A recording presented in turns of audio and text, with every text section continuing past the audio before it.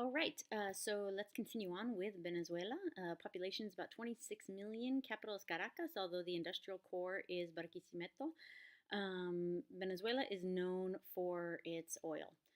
It's got one of the largest reserves in the world, certainly one of the largest in the Western Hemisphere in the Maracaibo lowlands. And it's one of the countries that, man, should be doing so well, should be an economic powerhouse, and is in absolute shambles because of horrific government mismanagement.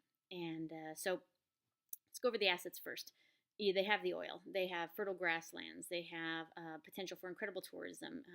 They have something called Angel Falls, which, if you ever saw the movie Up, which I know, tearjerker, their paradise, if you will, was patterned after Angel Falls in Venezuela, which looks basically exactly like that. But so they have all of this potential, all of this economic potential, multifaceted economic potential, and it's just horrific management. And so, when did the problems begin? Really, the problems began when you had Hugo Chavez elected. And so, Hugo Chavez was elected and proceeded to, in the subsequent elections, essentially fix elections, buy off votes, and then ultimately, before he died, he got rid of term limits. That was the worst thing. There's the last and only surefire protection against tyranny are term limits, because you can always fix elections.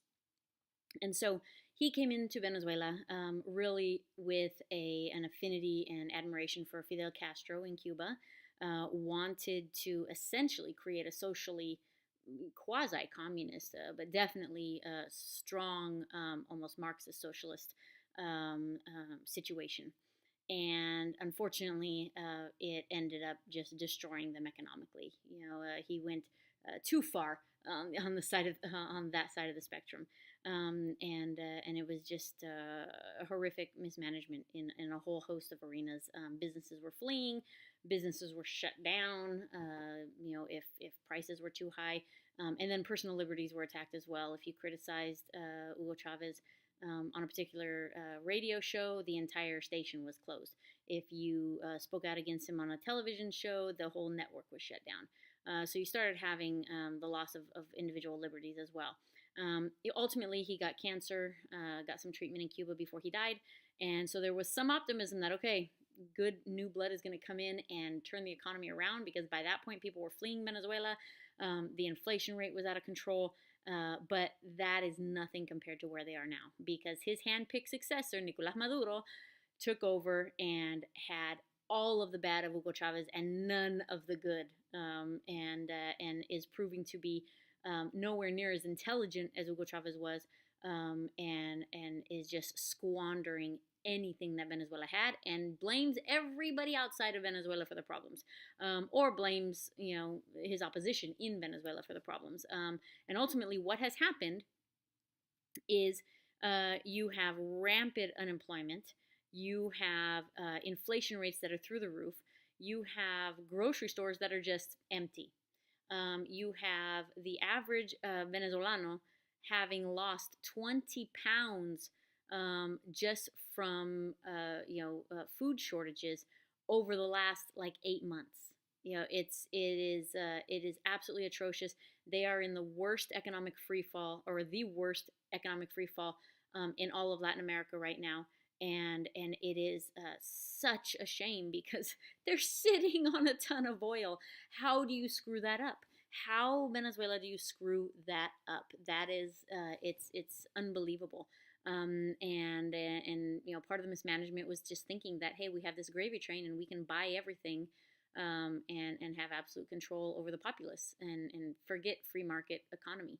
And that's the problem. You cannot have a completely communist run economy no matter what your resources are, because you're going to squander them. And that's what's happened. And so it's incredibly sad.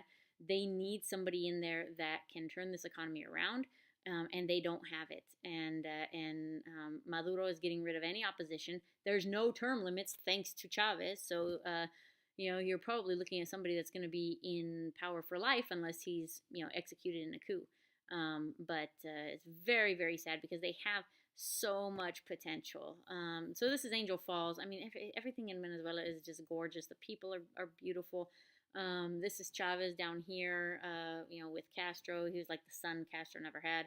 But this is Maduro, which, oh my God, has just destroyed the country. And he blames everybody. Blames the U.S., blames Europe, blames, the opposition. It's like, no, you're an idiot. Blame yourself. Blame your predecessor's policies. Blame not having any solid economic minds in your cabinet. That's who you need to blame. And it's just, it's unfortunate. Now, on to Colombia. Population is about 44 million, which is the second largest on the continent behind Brazil. Capital is Bogota, and lots of conflict. Colombia was unfortunately the first big casualty in the rise of the global drug trade, and a lot of it has to do with the fact that it's got incredible agriculture, some of the best agricultural land in the world, which happened to also be great at growing coca, which would turn into crack. And so this didn't really become a big problem until the 70s. They had their share of civil wars before that. I mean, in the 40s, you had La Violencia, which was the